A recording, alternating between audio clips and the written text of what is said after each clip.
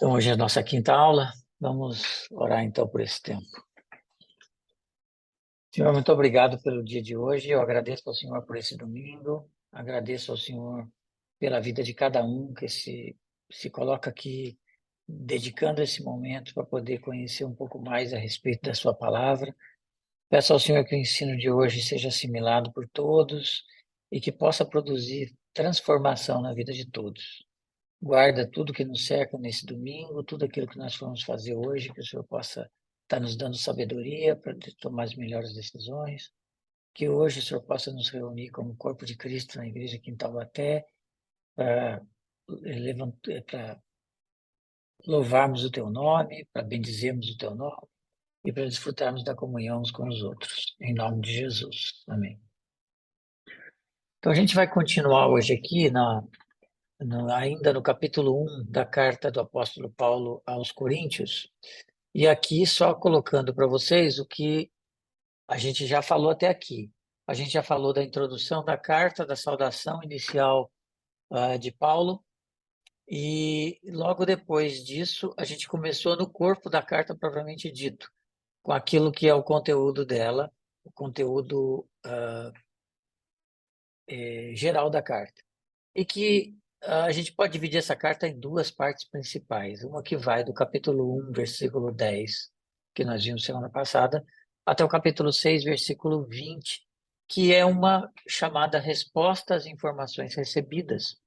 Vou lembrar bem, logo no começo, Paulo diz que foi informado por alguns da casa de Cloé de que acontecia algo entre eles. Ao mesmo tempo, a gente sabe que lá no último capítulo da carta aos Coríntios, ele menciona a carta que os coríntios enviaram a ele, que foi levado por Epáfras e seus colaboradores e seus companheiros. Eles levaram essa carta até Paulo. Então, a carta pode ser dividida numa primeira parte em que ele está respondendo as informações recebidas e numa segunda parte em que ele está respondendo os questionamentos levantados pelos coríntios na carta que escreveram a ele. Então, ele menciona que recebeu nessa primeira parte informações da casa de Cloé, mas também recebeu através da carta. Ele trata primeiro essa parte e a gente pode dividir essa parte em duas. Uma parte que está dita de uma igreja dividida, Paulo vai tratar das divisões que existiam na carta, do versículo 10 do capítulo 1 até o versículo 21 do capítulo 4. O que não pode nos levar a entender tudo que você lê na carta aos Coríntios como se a igreja tivesse dividida e que cada um pensasse de uma maneira a respeito de tudo. Não é exatamente isso que acontece. Havia divisão, mas o ponto principal não era a divisão. E a segunda parte que a gente poderia dividir, do capítulo 5, versículo 1 ao 6 ao 20, ele trata de questões principalmente de moralidade de litígio, consequências, e essas coisas eram consequências exatamente da falta de autoridade que tinha sobre eles, e principalmente da falta de autoridade do evangelho sobre a vida deles. Se a gente pegar essa primeira parte, então, que é uma igreja dividida. Então, o que nós estudamos semana passada está dentro desse corpo, uma igreja dividida, que vai até o 4:21. Nós podemos dividir isso em duas partes. Primeiro, a divisão em torno de líderes por causa de sabedoria. Nós vimos isso semana passada. E uma segunda parte, que vai do versículo 18 até o capítulo 2, versículo 5, em que poderia dizer o evangelho, uma contradição da sabedoria humana. Paulo vai usar esse ponto, que era um ponto dos coríntios, que nós vimos semana passada, de sabedoria, e colocar a sabedoria humana versus a sabedoria de Deus. Essa parte pode se dividir em três. Então, nós vamos dividir essa parte aqui em três aulas. A parte que nós vamos ver hoje, a loucura de Deus, o Messias crucificado, que vai do capítulo 1, versículo 18 ao 25. Essa nós vamos estar vendo hoje. Semana que vem, a loucura de Deus, os crentes de Corinto. Depois, na terceira aula dessa parte, a loucura de Deus e a pregação de Paulo. Então, nós vamos ver hoje essa primeira parte, que é a loucura de Deus, o Messias crucificado. Quando a gente pega aqui o Evangelho, uma contradição à sabedoria humana, a gente tem que primeiro ler o versículo 17 de novo, para que a gente possa entender. E no versículo 17, que faz a ligação entre essas duas partes, Paulo escreve assim: Pois Cristo não me enviou para batizar, mas para pregar o evangelho, não com palavras de sabedoria humana, para que a cruz de Cristo não seja esvaziada. Cristo, sabedoria e poder de Deus. Então, depois de estabelecer aqui, no versículo 17, um contraste entre a sabedoria logos, né? A sabedoria de logos e a pregação da cruz, Paulo passa, a partir do versículo 18, a colocar uma série de argumentos que terão como ponto de referência esse dado que ele coloca aqui. O Gordon Fee escreve no livro dele: o fato dos coríntios, em nome da sabedoria, se vangloriarem em simples seres humanos, afeta, em última análise, a natureza do evangelho. Por isso, em uma série de 3 parágrafos, aqueles 3 que eu citei agora há pouco para vocês, que nós vamos dividir as próximas 3 aulas, Paulo tenta fazer com que esses crentes vejam que sua própria existência como cristãos, especialmente no que diz respeito ao seu início do cristianismo, está em total contradição com sua presente vanglória. Então, ele vai tentar mostrar para eles que tudo aquilo que, toda aquela altivez, toda aquela vanglória, todo aquele orgulho que eles tinham de buscar na sabedoria, ele vai mostrar que isso, diante da cruz, é uma contradição absurda. É como se eu dissesse hoje, um crente orgulhoso, eu estou contradizendo situações. Nós somos orgulhosos, é um pecado nosso. Mas o fato de eu definir alguém como crente orgulhoso, eu estou colocando situações que são opostas. O ser crente, principalmente se eu disser um crente espiritual orgulhoso, aí é uma contradição absurda. Quanto mais espiritual eu sou, mais humilde eu devo ser. É uma total contradição. Então, cada um dos parágrafos que Paulo vai escrever daqui para frente, e esse que nós vamos estudar hoje também, ele se baseia na mesma realidade. Que realidade é essa? Eu não posso acrescentar nada, de qualquer maneira que seja, a cruz de Cristo. O Evangelho se restringe à cruz de Cristo, o entendimento da cruz de Cristo e as coisas que a partir dela são geradas, é todo o conhecimento que nós devemos focar nele. Acrescentar qualquer coisa de sabedoria humana em cima da cruz de Cristo no sentido de tornar a mensagem algo mais profundo, ele é, ele é errado. Veja, isso não tem nada a ver com fazer aplicações na nossa vida, da mensagem do Evangelho. O que é contradição é eu acrescentar coisas que a Bíblia não diz acerca do Evangelho de Jesus Cristo, como forma de uma sabedoria mais profunda. Eu conhecer de fato, eu buscar conhecimento, eu ler o versículo, tentar entender o contexto, fazer uma interpretação clara daquilo na minha vida é perfeito, lícito e deveria ser um dever de todos. Agora, acrescentar coisas que a Bíblia não diz, como uma sabedoria desse século, ela não é, realmente é errado. E desse ponto, quando você olha, tanto naquela época como hoje, a cruz, ela se torna uma loucura para todo mundo que não crê. Quando você chega e prega o evangelho para alguém e diz que o nosso relacionamento com Deus se dá mediante a fé em Cristo, somente isso, e que isso não pressupõe que eu tenha que ter atitudes para ser salvo, mas a salvação, a comunhão com Deus vem da fé, e essa comunhão com Cristo que gera em mim atitudes de transformação interior. Isso parece loucura para as pessoas de hoje em dia também, que acham que não é possível. Eu, para poder ser salvo, eu tenho que ser uma ótima pessoa. E, e ótimo ninguém é. Então, Gordon Fee também escreve a respeito disso, nessa parte, dizendo o seguinte: Paulo diz aos Coríntios que o evangelho não é uma nova sofia, ou seja, não é uma nova sabedoria ou uma nova filosofia. nem mesmo uma nova sofia divina, uma nova sabedoria divina. Nenhum ser humano, estando ou não em perfeito juízo, jamais teria imaginado o plano de Deus para a sua redenção, por meio de um Messias crucificado. É absurdo demais, é humilhante demais para uma divindade trazer a salvação através de uma morte na cruz. Nenhum de nós, se não fôssemos hoje, termos o conhecimento daquilo que a Bíblia revela, se nos perguntasse qual seria a maneira como Deus nos salvaria, colocaria que ele nos salvaria através de seu filho crucificado. Esse parágrafo que nós vamos ler aqui, ele também é muito importante para o entendimento completo da carta. Paulo defende neste parágrafo, usando o Antigo Testamento, aquilo que sempre foi a intenção de Deus para com a humanidade, para a salvação da humanidade.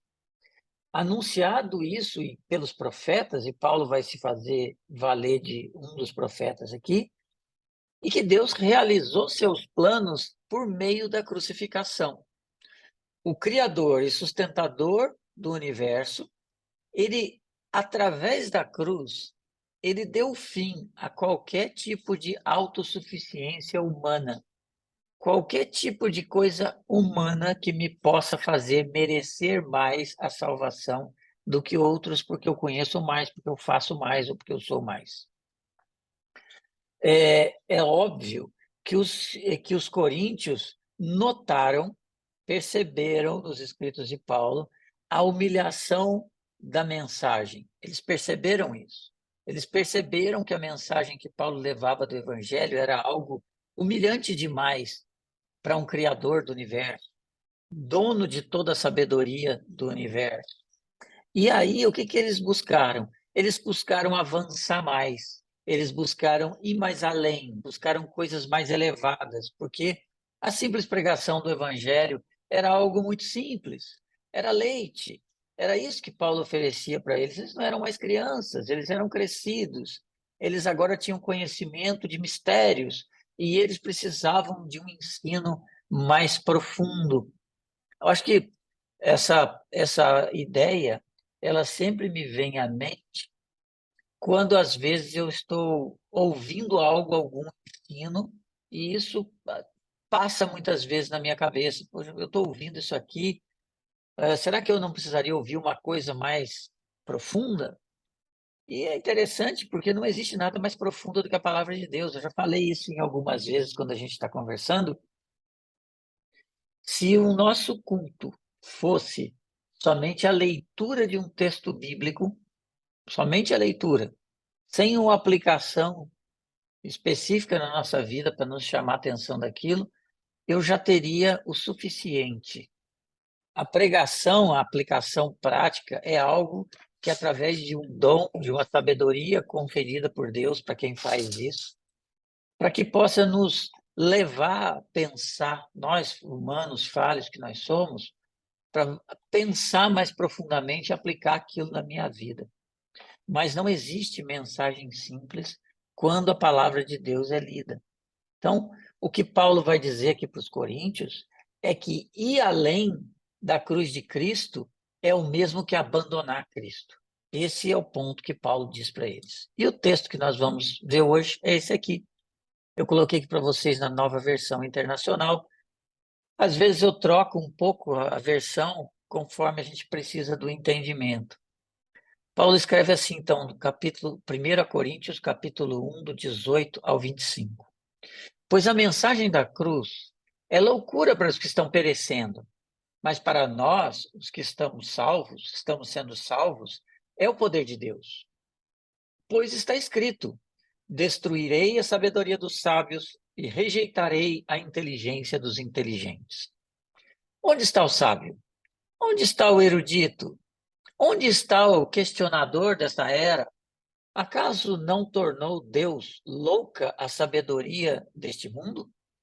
Visto que, na sabedoria de Deus, o mundo não o conheceu por meio da sabedoria humana, agradou a Deus salvar aqueles que creem por meio da loucura do evangelho, da pregação.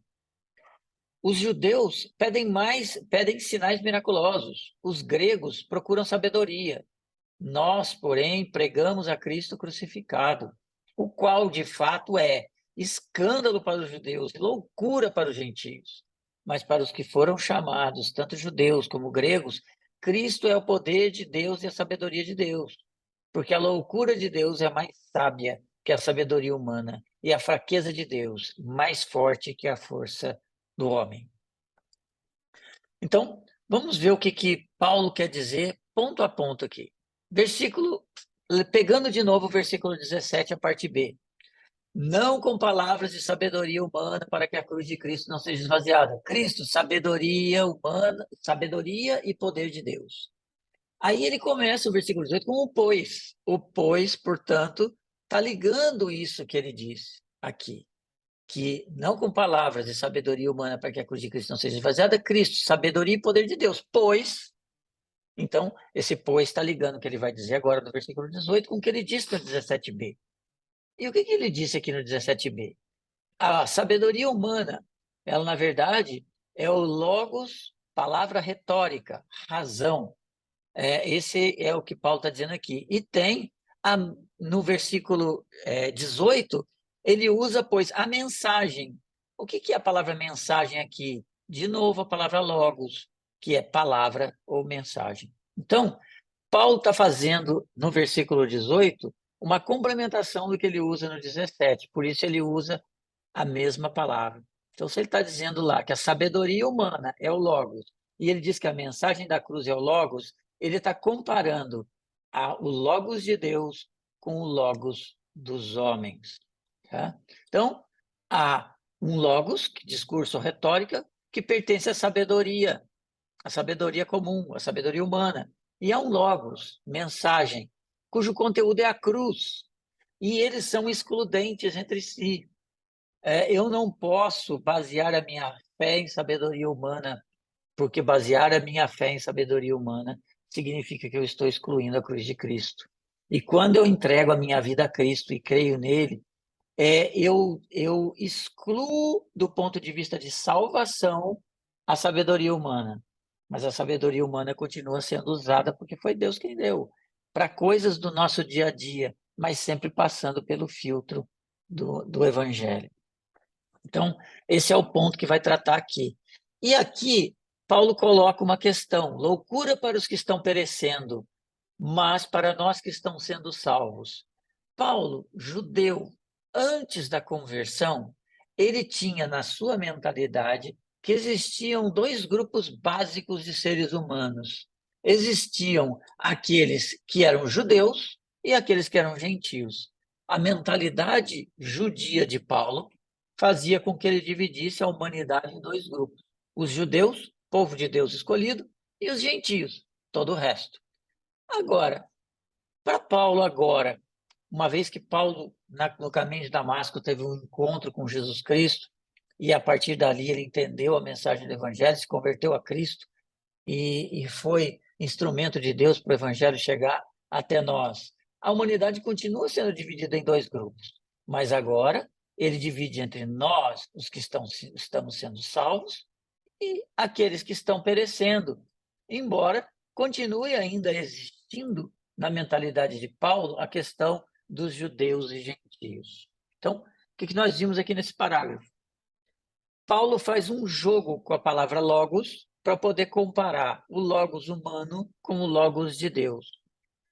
Os judeus e os gentios que faziam parte da mentalidade de Paulo continuam a existir, tanto que a gente acabou de ler no versículo 22, ele dizer, os judeus pedem sinais, os gregos sabedoria. Então, eles continuam existindo, mas eles continuam existindo como representantes de duas das idolatrias humanas mais comuns, que é ser idólatra de sabedoria ou idólatra de sinais. E Cristo, sem Cristo, os dois, tanto judeus quanto gregos, estão perecendo. Na teologia de Paulo, a divisão da humanidade se baseia na resposta à mensagem da cruz e do próprio evento da cruz e da ressurreição. Então, ele divide a humanidade em dois grupos, de acordo com a resposta que as pessoas têm à mensagem da cruz. Aqueles que creem fazem parte daqueles que estão sendo salvos. Aqueles que não creem fazem parte daqueles que estão perecendo. Assim, para Paulo, a cruz e a ressurreição, elas marcam uma mudança de era. Eu vivia num tempo antes de Cristo e vivo em outro tempo agora depois de Cristo.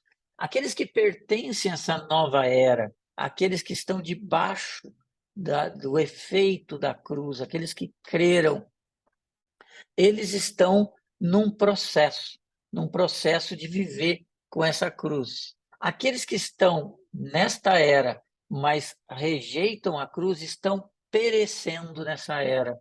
E para eles, a cruz é loucura. Para essas pessoas que vivem no tempo que nós vivemos hoje, que não creem, a cruz é loucura. E eles estão perecendo. É o que Paulo diz aqui nesse versículo. Depois, no versículo 19, ele diz: Pois está escrito: Destruirei a sabedoria dos sábios e rejeitarei a inteligência dos inteligentes.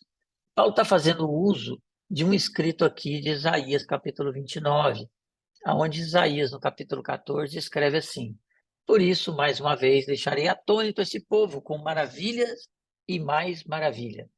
A sabedoria dos sábios perecerá, a inteligência dos inteligentes se desvanecerá. Paulo faz uma aplicação disso que Isaías diz aqui.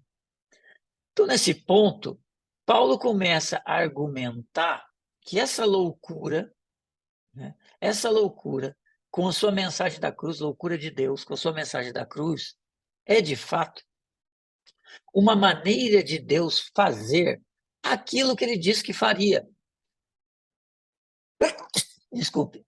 Aquilo que ele disse que faria, anular e destruir a sabedoria humana.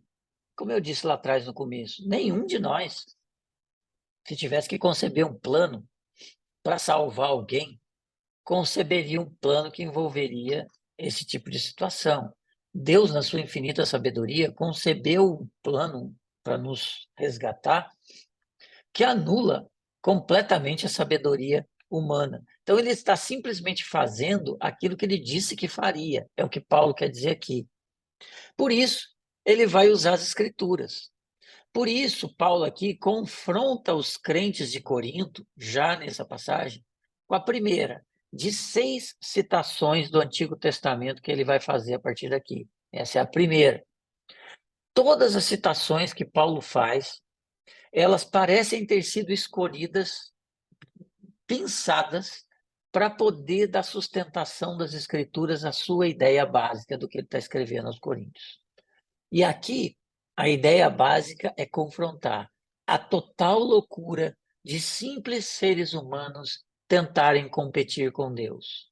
Então, ele usa o texto de Isaías com isso, quando ele fala que Isaías profetiza dizendo aquilo que Deus disse: a sabedoria dos sábios perecerá, a inteligência dos inteligentes desvanecerá.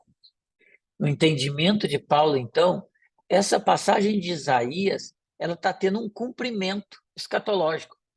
Dentro do cumprimento daquilo que Deus falou que faria, ele está cumprindo aqui, cumpriu na cruz algo que ele prometeu, que ele revelou no passado.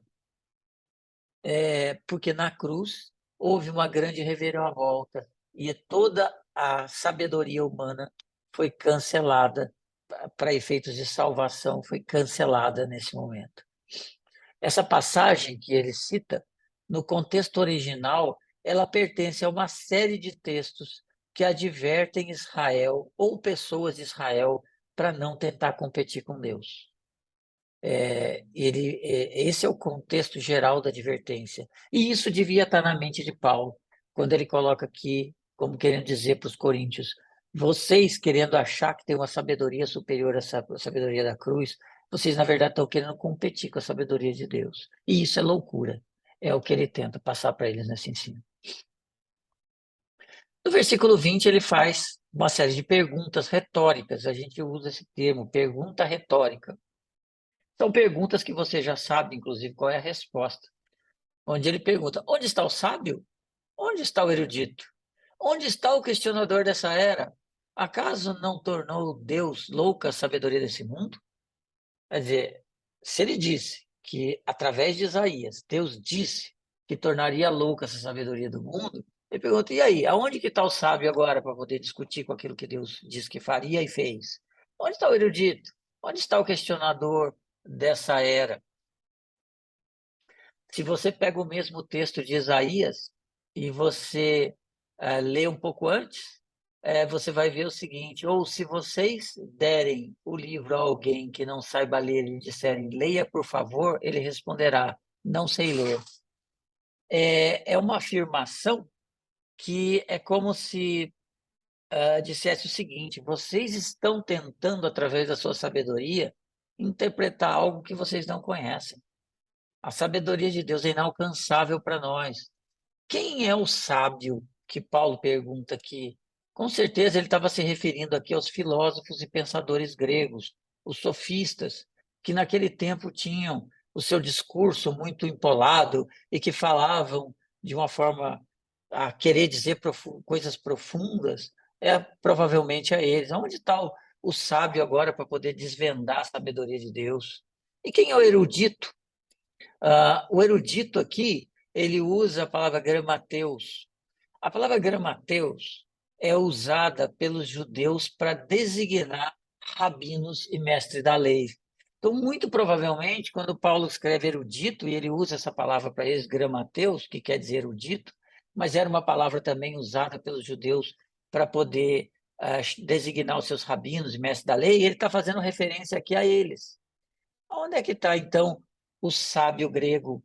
Aonde que está aqui o sábio judeu, ou mestre da lei judeu?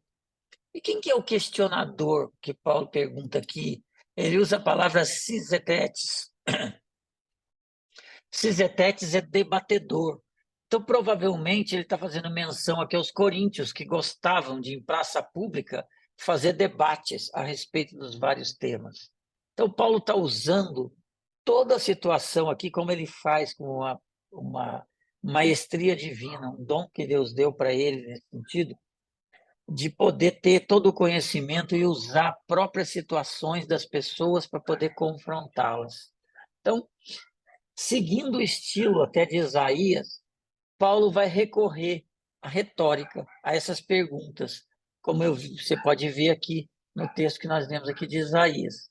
E dessa forma, ele faz um enunciado da própria posição contra os coríntios. A situação aqui desse versículo, ela não é totalmente clara. No entanto, o que se pode tirar da intenção de Paulo?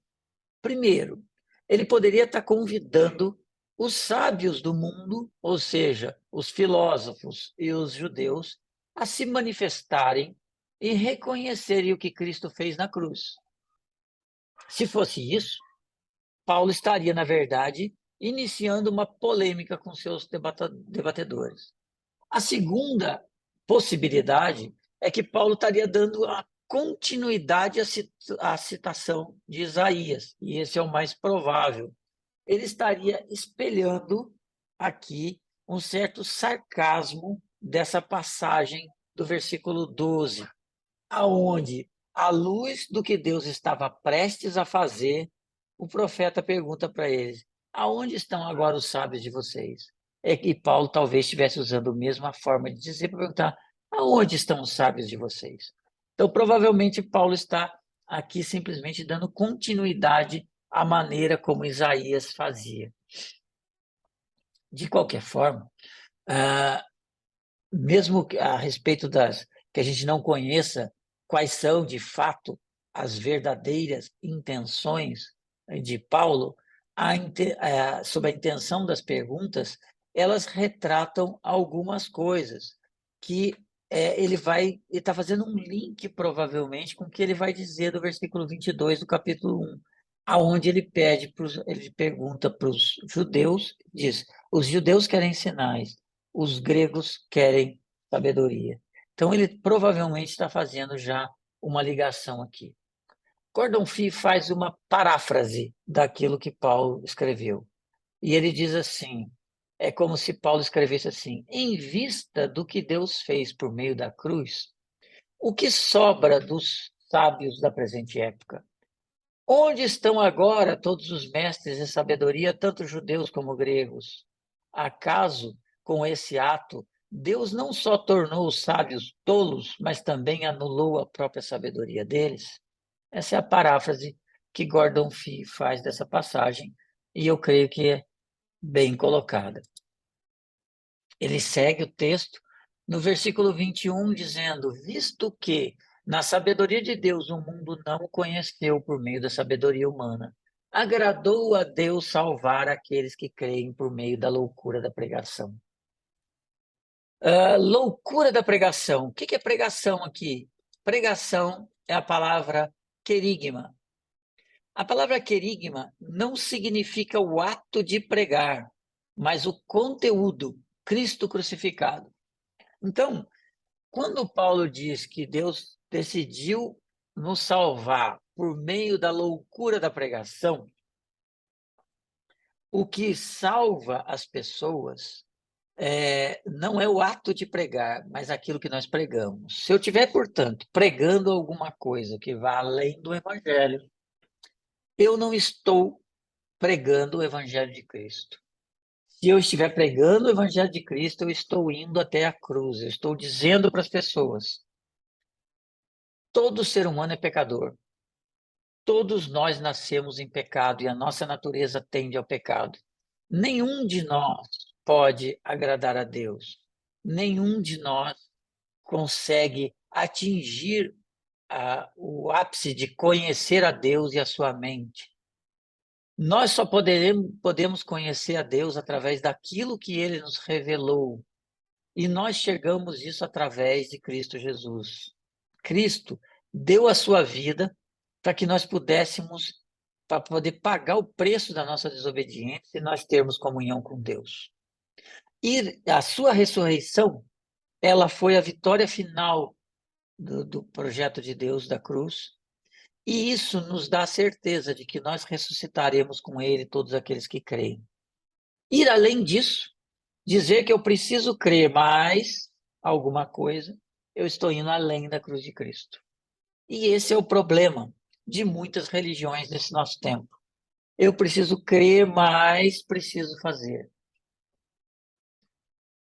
Nós somos tentados a pensar assim: mas e fulano, e Beltrano, e aquele, algumas pessoas que não creem tendem às vezes a dizer: então quer dizer que o cara fez, pintou e bordou, matou um monte de gente.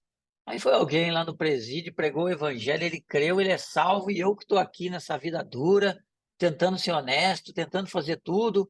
Não, isso para mim é loucura.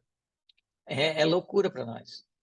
Mas se aquele que fez todas essas coisas creu de fato, ele primeiro se arrependeu de tudo que fez. Em segundo lugar, se ele creu de fato, ele será transformado pelo Espírito. E essa transformação do Espírito será vista na vida dele, através de arrependimento, através de busca do conhecimento de Deus. Nós não podemos ficar questionando essas coisas, porque realmente para a gente entender a mente de Deus, para nós é impossível. Os seres humanos, então, fracassaram na sua tentativa de conhecer a Deus.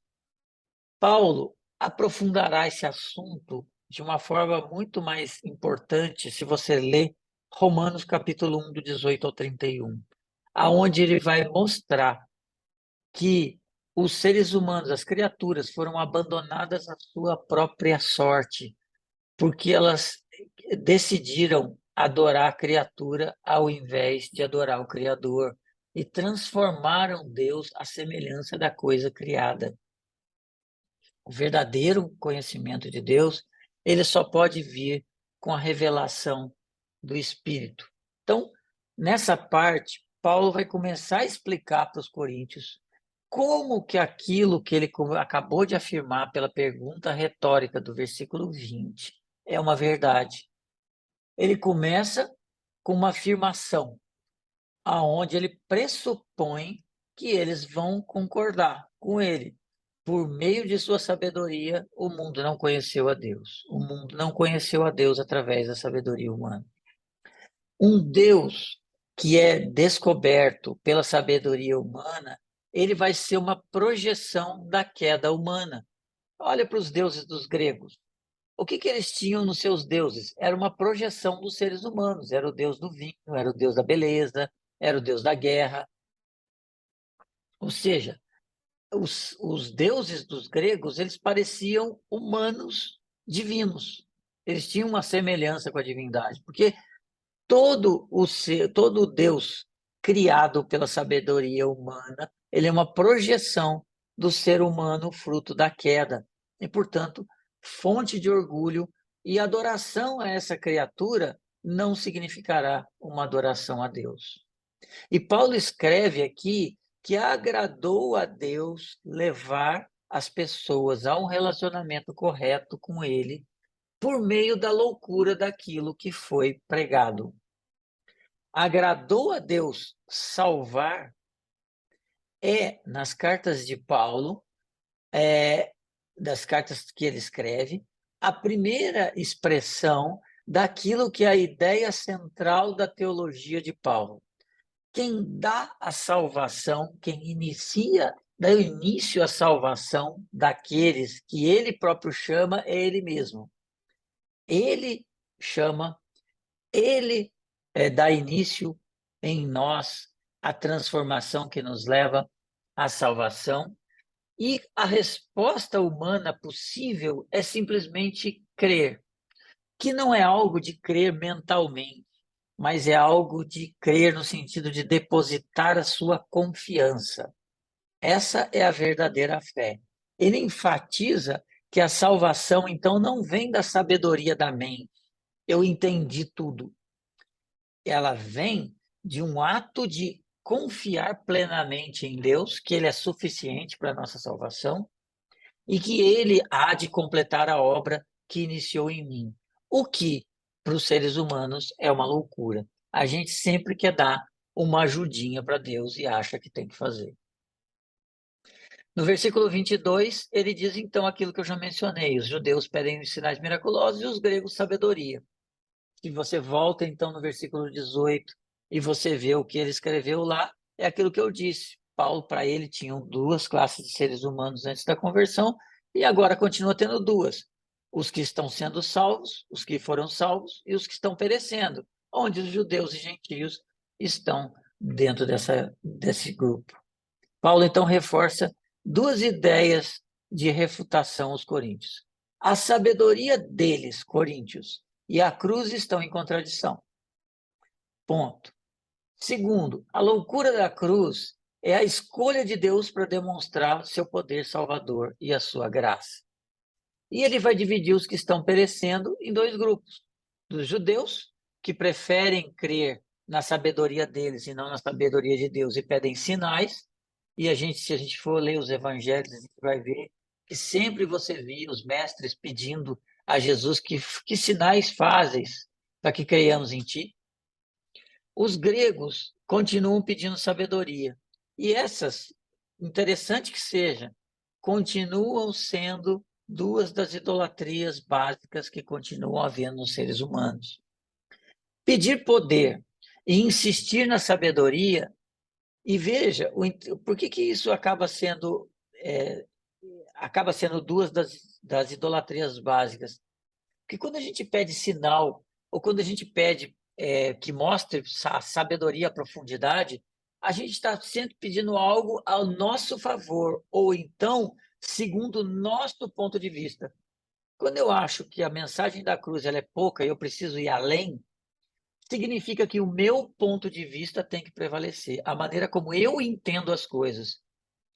Nós temos uma dificuldade muito grande no meio que a gente vive hoje, na sociedade em que nós aqui, que estamos aqui conversando, nós estamos, que é a questão da fé. Eu escutei muito a fé que eu aprendi dos meus pais. Mesmo nós devemos desejar que os nossos filhos tenham a própria fé. E nós cremos que nós cremos na verdade, portanto, eles devem ter a própria fé nessa verdade, mas eles têm que crer. Eles não podem ter a fé dos pais. Eles têm que buscar o relacionamento dele com Deus. E isso faz parte desse processo dos questionamentos. Faz parte desse processo na mente deles haver dúvidas. E só que eles têm que ter dúvidas e buscar as respostas. E a mentalidade deles, ela deve ser cheia das coisas que são as coisas do evangelho, porque existe uma competição injusta entre a sabedoria humana e a sabedoria de Deus. Nossos filhos, por exemplo, estão mergulhados na sabedoria humana, vista pela internet, vista pelos filmes, vista pela escola, vista por tudo isso. E por isso é uma competição injusta, porque o tempo, muitas vezes, em que eles estão expostos à verdade do evangelho é muito pequena. Aí o que acaba acontecendo com muitas pessoas? Adotam a religiosidade dos pais. É por isso que você vê muitos espíritas sendo espíritas, católicos sendo católicos, etc. Porque as pessoas seguem a fé dos pais. E elas precisam, na verdade, se questionar sobre a verdade da fé que elas creem. Como que elas vão crer se elas não leem a Bíblia? As pessoas que vivem em outra fé, muitas vezes, não, eu tenho a religião dos meus pais. Mas escuta, você crê na Bíblia? Crê. Você já leu? Não. Então, como que você vai renovar a sua mente? Como que você vai crer? Essas mesmas situações, essas mesmas idolatrias de olhar as coisas sob meu ponto de vista ou querer sinais para meu benefício, elas continuam existindo hoje em dia. Insistir num Deus segundo ideias preconcebidas sobre Deus pode fazer sentido para mim, mas não faz sentido diante da verdade do Evangelho, muitas vezes. Então, a gente tem que ser exposto às verdades do Evangelho, tem que ter dúvidas, a gente tem que buscar as respostas às nossas dúvidas em Deus. E ter a humildade de saber que algumas delas a gente nunca vai conseguir a resposta. Versículo 23, Paulo escreve: Nós, porém, pregamos a Cristo crucificado, o qual, de fato, é escândalo para os judeus e loucura para os gentios. Perceba que tem o porém. O porém, então, está dizendo: os judeus pedem sinais, os gregos pedem sabedoria. Nós, porém, nós quem? Os que cremos. Pregamos o Cristo crucificado, o qual, de fato, é escândalo para os judeus e loucura para os gentios. Então, aos que buscavam sinais e sabedoria, Paulo acrescenta uma contradição divina. Vocês buscam sinais e sabedoria, nós, porém, pregamos a cruz. E aqui uma observação para vocês. Durante o período romano, a cruz era um castigo supremo para várias classes de súditos rebeldes e escravos.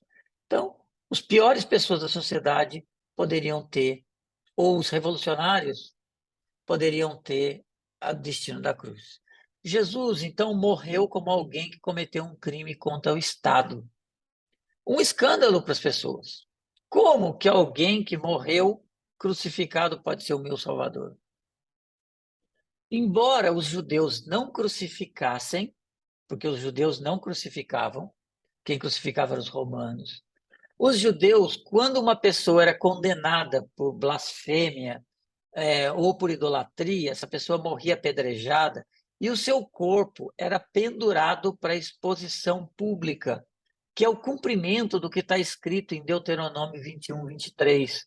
Porque todo aquele que for pendurado numa árvore está debaixo da maldição de Deus. Por que estava debaixo da maldição de Deus? Porque as pessoas que eram condenadas e eram expostas eram blasfemadores e idólatras. Portanto, eles estavam debaixo da maldição de Deus. Quando então alguém é pendurado no madeiro, como alguém que está pendurado no madeiro, que é uma maldição, porque o corpo dele está exposto, pode ser aquele. É insano.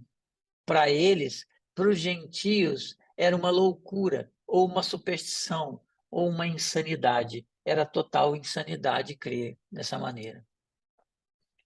No versículo 24, Paulo escreve: Mas para os que foram chamados, tanto judeus quanto gregos, de novo dois povos, mas que agora foram chamados, Cristo é o poder de Deus e a sabedoria de Deus. Aqueles que estão sendo salvos, está ligado aqui com o versículo 18. Os que creem, o versículo 21, estão nessa condição pela ação prévia de Deus. são aqueles a quem Deus chamou, porque nós não buscamos a Deus naturalmente, Deus nos chama. Para eles, a pregação do Cristo crucificado, ela é suficiente. É o poder de Deus e a sabedoria de Deus. O interesse de Paulo está menos aqui na capacidade dele de perceber a cruz como sabedoria e muito mais na eficácia da cruz. Paulo não estava buscando, com todo esse discurso, convencê-los de que a cruz era sábia, que Deus era muito sábio pela cruz. Não. Ele está tentando convencê-los de que a cruz foi eficaz e que ela basta. O conhecimento que eu adquiro depois, ele vem pela misericórdia de Deus sobre a minha vida, que me revela coisas profundas. Mas o que me basta é a cruz. Assim dizer que Cristo é sabedoria de Deus, Paulo não está usando uma categoria de filosofia. Vocês têm várias filosofias, aqui eu estou apresentando para você a filosofia segundo Deus, que Cristo é uma sabedoria. Não é isso. Mas Cristo é a sabedoria de Deus justamente porque ele é o poder de Deus para a salvação de todo aquele que crê, como Paulo escreve em Romanos capítulo 1, versículo 16. Então, Cristo é o poder de Deus para a salvação de todo aquele que crê. E isso basta. Todas as coisas vêm depois disso. Versículo 25, Paulo encerra esse parágrafo então dizendo: porque a loucura de Deus é mais sábia que a sabedoria humana, e a fraqueza de Deus mais forte que a força humana. Ele conclui seu argumento de uma forma muito simples. Deus é mais sábio e mais poderoso do que simples seres humanos. E aqui ele mantém esse paradoxo. Por que a loucura de Deus? Porque nenhum homem ia imaginar que Deus ia matar o seu próprio filho na cruz para a salvação de todos. Por que a fraqueza de Deus é mais forte? Porque na visão deles, um Deus que morre na cruz é fraco. Mas porque a fraqueza de Deus, no entanto, é mais forte do que a força de qualquer homem. Então ele mantém esse paradoxo. Loucura de Deus contra sabedoria humana, fraqueza de Deus contra poder, mostrando que o poder está presente exatamente nessa fraqueza. Alguma pergunta para aqueles que estão acordados ainda?